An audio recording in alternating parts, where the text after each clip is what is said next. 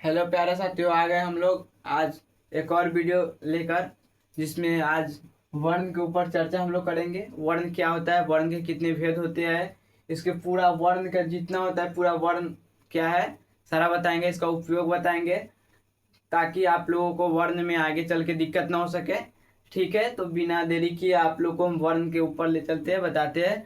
तो आप लोग ध्यान से देखिए वीडियो, और वीडियो अच्छा लगे तो लाइक कमेंट शेयर कीजिएगा।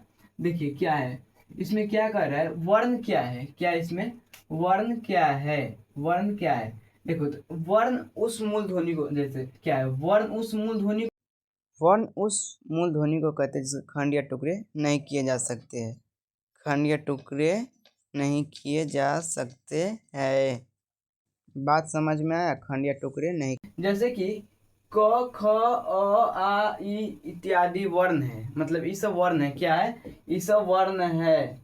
ठीक, ऐसे में कैसे टूट सकते हैं, हम क्या बोले यहाँ पे टुकड़े किए जा सकते हैं। तो टुकड़े कैसे किए जा सकते हैं, जैसे में शब्द हो गया, क्या शब्द हो गया, शब्द क्या है राम, क्या है राम। तो राम को हम कैसे तोड़ेंगे, जैसे में राम में वर्ण, जैसे में र हो गया, आ हो गया, अम्मा हो गया, इसमें कितने वर्ण है, तीन वर्ण है, कितने वर्ण है, तीन वर्ण है।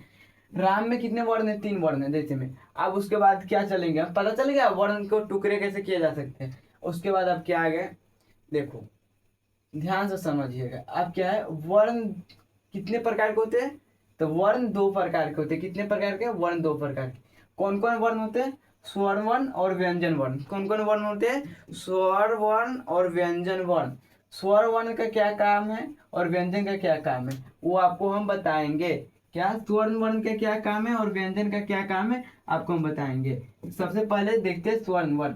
स्वर्ण वर्ण किसे कहते हैं, देखो स्वर्ण वर्ण उसे कहते हैं जिसका उच्चारण किसी दूसरे वर्णों के सहायता के बिना हो। यानी कि स्वर्ण वर्ण उसे कहते हैं जिसका उच्चारण किसी के मतलब सहायता से ना हो सके, और अपने खुद से मतलब उसका उच्चारण स्थान हो। ठीक, क्या है स्वर्ण वर्ण उसे कहता है जिसका उच्चारण किसी दूसरे वर्णों के सहायता के बिना भी हो सकता है। यानी सहायता के बिना हो नहीं सकता, बिना होता है, ठीक सॉरी, बिना होता है। यानी कि आप कोई काम अकेले कर लेते हैं और कोई मतलब कि किसी से सहारा लेके करता है। तो स्वर्ण वर्ण क्या है, जैसे आप अकेले करते हो इस प्रकार स्वर्ण वर्ण अपना काम अकेले ही कर लेते हैं, इसे स्वर्ण वर्ण कहते हैं। जैसे में स्वर्ण वर्ण, जैसे में क्या है स्वर्ण वर्ण का उच्चारण, यानी कि स्वर्ण वर्ण को हम उच्चारण कैसे करते हैं, जैसे अभी भी आई है, जैसे में कंठ और तालु, कंठ और तालु से, जैसे में स्वर्ण वर्ण को हम उच्चारण करेंगे, आगे चल के बताएंगे स्वर्ण वर्ण होते कितने हैं, स्वर्ण वर्ण है कौन कौन। इसीलिए अभी बस इतना ही देख लो, जान जाइए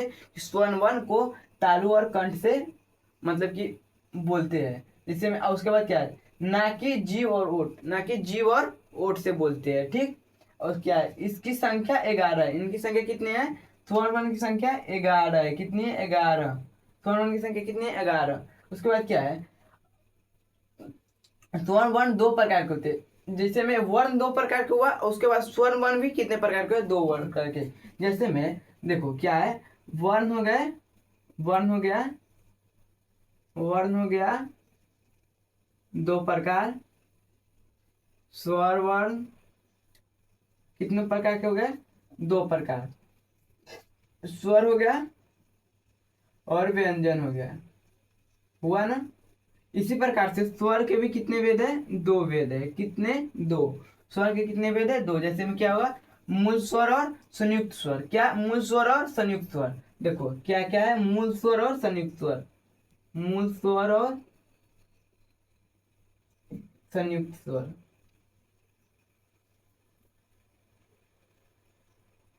संयुक्त स्वर।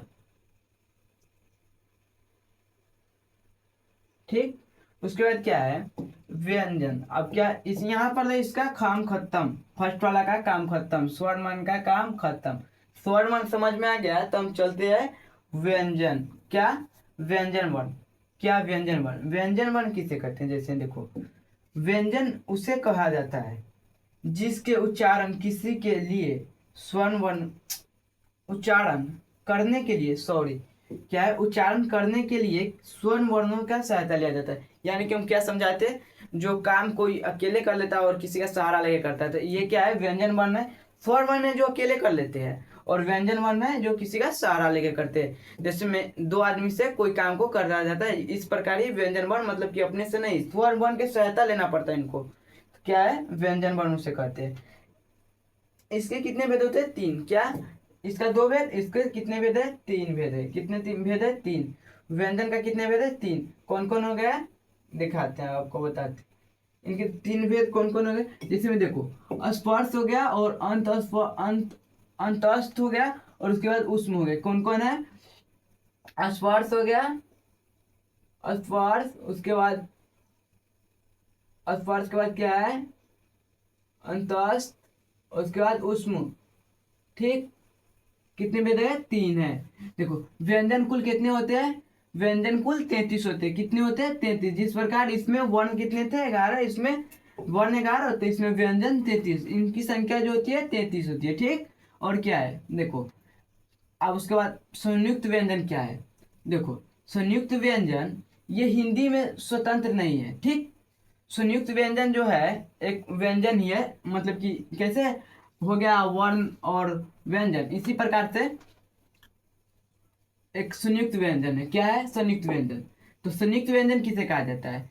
दरअसल में इसे मतलब कि पढ़ाया नहीं जाता, बस हम तुमको समझाने के लिए आप लोगों को बता देते हैं। देखिए, जैसे ये हिंदी में स्वतंत्र नहीं है, इसलिए इसका कोई फिक्स स्थान नहीं। यानी कि कोई आदमी कोई भी चीज का, मतलब कि मान गए आप कोई कार्य करते हैं, कभी कभी कर लेते हैं, आपका फिक्स कार्य नहीं है। तो मतलब कि फिक्स कार्य यानी कि आपको रोज, यानी कि फिक्स ये होता है, यानी कि रोज आपको करना ही होगा। तो आपका स्थान दिया जाएगा, तो ये काम ये करता है। यानी कि मान गए आप पढ़ाते हैं तो क्या कहा जाएगा? आपको टीचर है। अगर आप पढ़ाते नहीं है, कभी कभी मतलब कि आते हैं उत्साही, मतलब इस प्रकार से आपका फिक्स स्थान नहीं, कभी कभी आते हैं कोई क्लास में पढ़ा देते हैं, यानी कि कुछ मतलब इस प्रकार से पढ़ाते हैं ना कि आपको कोई टीचर अच्छे से मतलब कि होता है ना, वो नहीं बोल सकते। इस प्रकार इसमें है क्या, इसका स्वतंत्र स्थान नहीं है, यानी कि इसका कोई फिक्स स्थान नहीं है। फिक्स स्थान नहीं रहेगा तो कैसे इसको, मतलब इसीलिए नहीं इसको पढ़ाया जाता है। देखो, और इसमें एक ट्रिक है क्या, देखो, ये दो या दो से अधिक व्यंजनों से बनते हैं। ये संयुक्त व्यंजन है, कितने से बनते हैं?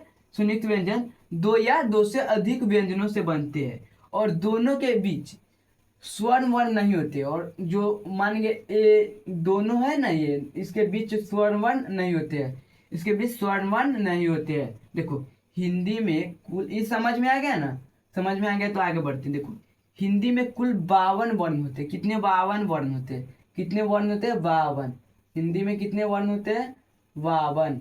ठीक, जो सबको मिला के कितने होते हैं? 52 होते हैं। ठीक, तो 52 होते हैं, तो 52 बताइए कौन कौन होते हैं? जैसे में तो देखिए, संयुक्त, ये संयुक्त कितने होते हैं? ये होते हैं 4, ये होते हैं 4। कितने होते हैं? 4। संयुक्त हो गए 4। उसके बाद क्या है? स्वर्ण वर्ण हम आपको बताए थे 11। उसके बाद व्यंजन बताइए दिए थे 33। उसके बाद क्या है? अनुस्वर्ण या चंद्र बिंदु, यानी कि जो ऐसा वाला होता है चंद्र बिंदु, वो कितने होते हैं? 1 होते हैं। उसके बाद क्या है? विसर्ग, यानी कि जो इस प्रकार का होता है, इस प्रकार का, जो जैसे में अतः होता है उसके अंत में ऐसे लगा देते हैं, यही हो गया विसर्ग, जो कितने होता है? 1 होते हैं। उसके बाद क्या है? द्विगुण व्यंजन। द्विगुण व्यंजन जैसे में कितने होते हैं? 2 होते हैं। कितने होते हैं? 2। और कुल कितने हो जाते हैं? इसको ऐड करेंगे तो 52। आपको वीडियो अगर समझ में आया हो तो चैनल को सब्सक्राइब कीजिए। अगर इस प्रकार का वीडियो आप लोग देखना चाहते हैं तो चैनल को अच्छे से सब्सक्राइब कीजिए, और इंस्टाग्राम पे जाके फॉलो कीजिए स्टडी और ऑनलाइन क्लास को, और हमारे साथ जुड़े रहिए और हम अपना सपोर्ट दिखाइए। अगर वीडियो में थोड़ा भी कहीं पे समझ में नहीं आया हो तो कमेंट कीजिए, हम आपको वीडियो का जहाँ पे समझ में नहीं आया उस कमेंट के जरिए आपको समझा देंगे। अगर नहीं हुआ तो वीडियो बनाकर फिर समझा देंगे। ठीक, तो कल मिलते हैं अगला वीडियो में। ठीक है।